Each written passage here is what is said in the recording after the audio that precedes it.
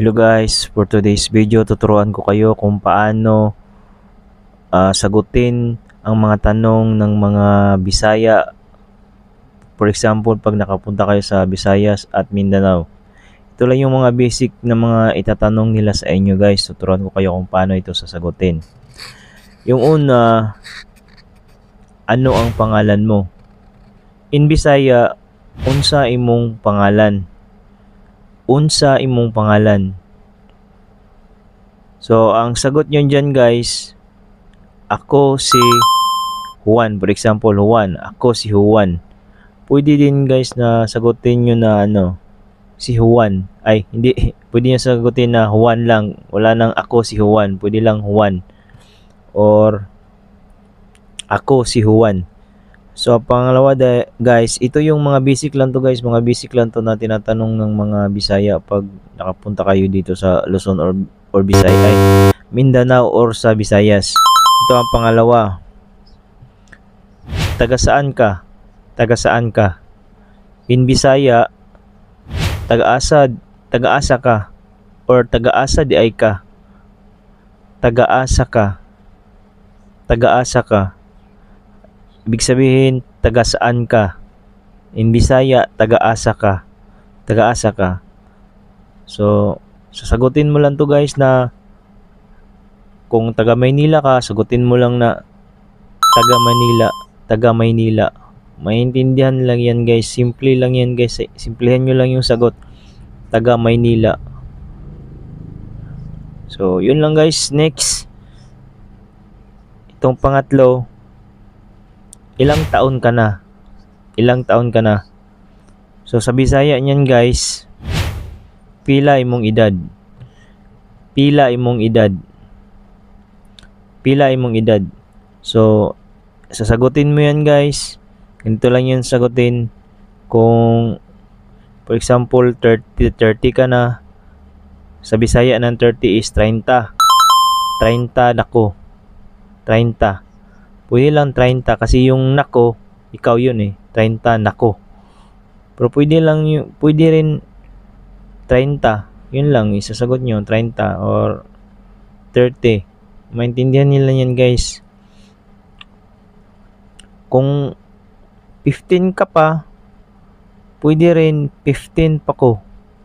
15 pa ko, 15 pa ko. So, pwede English nyo yan guys, maintindihan nila agad yan.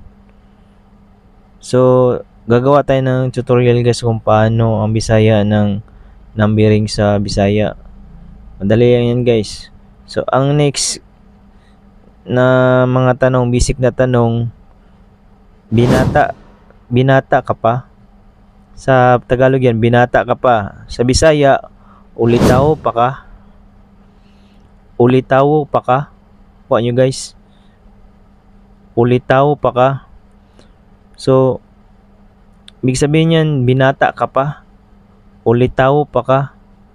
Sa Tagalog, binata ka pa? So, ang isasagot niya lang yan guys is, dalawa yung sagot niyan. O. Ibig sabihin ng o. Yung o, Bisaya yun, o. Ibig sabihin, ulitaw pa ka. So, o. Or, pag may asawa ka na guys, yung isasagot nyo, minyo na. Minyo na. Minyo na. Ibig sabihin, married ka na, may minyo ka na, may asawa ka na. So, next. Kung babae ka naman, dalaga ka pa. Dalaga ka pa. Ibig sabihin, pareho lang guys. Hindi pala. Pareho lang yung dalaga ka pa, pero sa Bisaya, dalaga pa ka. Dalaga pa ka. Kasi sa Tagalog, dalaga ka pa. Sa Bisaya, dalaga pa ka. So, binaliktad lang yung kapa. Sa Bisaya, pa ka. So, dalaga ka pa. Isasagot lang guys, ganun pa rin. O.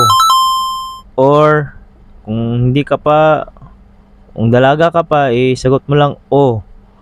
Tapos pag hindi, may married ka na, may asawa ka na, sagutin mo lang na minyo na. Minyo na. So, ito guys, mga basic lang to guys. Ito lang yung mga basic na kadalasan itatanong nila sa inyo pag nakapunta kayo dito sa Visayas or Mindanao. Pag may nakilala kayo, ito lang yung tatanong nila sa inyo. So, yun lang guys, magagamit mo rin to yung mga tanong, pwede mo rin yung mga tanong na to, itanong mo rin sa kanila, pwede rin yun. So, ganun lang guys, madali lang. Sana may natutunan kayo guys. Short lang tong video na to. Gagawa tayo ng next video. Mag-comment kayo guys kung ano yung dapat na ituro ko sa inyo. So, huwag kalimutan mag-subscribe, mag-like.